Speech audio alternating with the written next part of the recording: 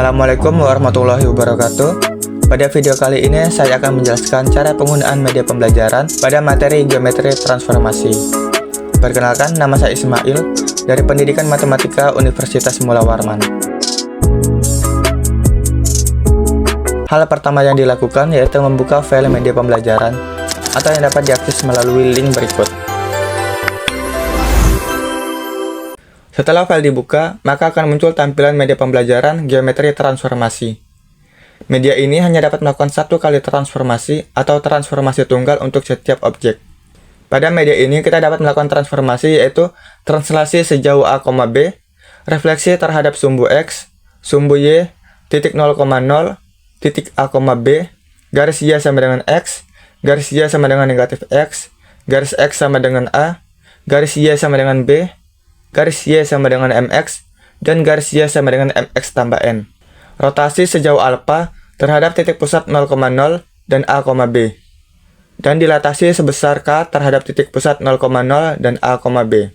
Pada media ini juga mampu mentransformasikan objek, yaitu titik dengan koordinat X, Y, garis yang terbagi dua yaitu linear dan kuadrat dengan fungsi masing-masing garis, serta bidang yang terbagi tiga yaitu lingkaran dengan persamaan lingkaran, segitiga, dan segi 4 dengan koordinat titik sudut masing-masing bidang.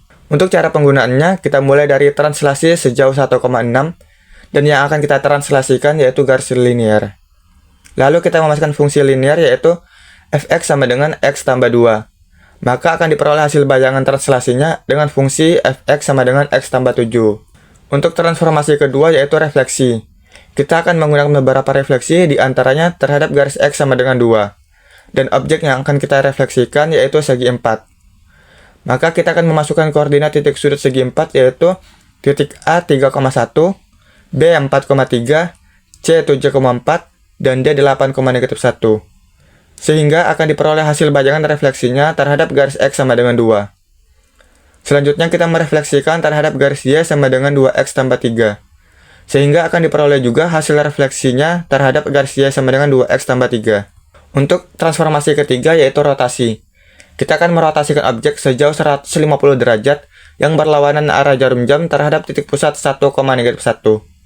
Dan objek yang akan kita rotasikan yaitu segitiga. Maka kita akan memasukkan koordinat titik sudutnya yaitu titik A 2,2, B 3,6, dan C negatif 3,2. Sehingga akan diperoleh hasil bayangan yang telah dirotasikan terhadap titik pusat 1,-1. Selanjutnya kita akan merotasikan dengan sudut 150 derajat yang searah jarum jam terhadap titik pusat 1,-1. Dan objek yang akan kita rotasikan yaitu titik dengan koordinat titik 3,4.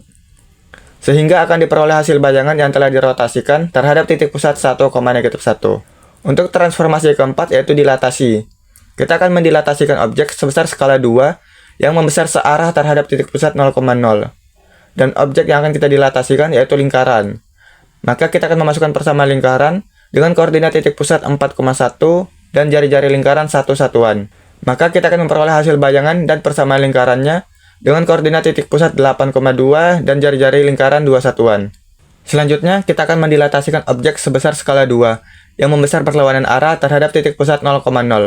Dan objek yang akan kita dilatasikan yaitu garis kuadrat. Lalu kita memasukkan fungsi kuadrat yaitu fx sama dengan x kuadrat tambah 5x tambah 3. Maka akan diperoleh hasil bayangan yang telah didilatasi terhadap titik pusat 0,0. Itu saja untuk cara penggunaan media pembelajaran untuk geometri transformasi. Semoga dapat bermanfaat untuk kedepannya. Terima kasih telah menonton.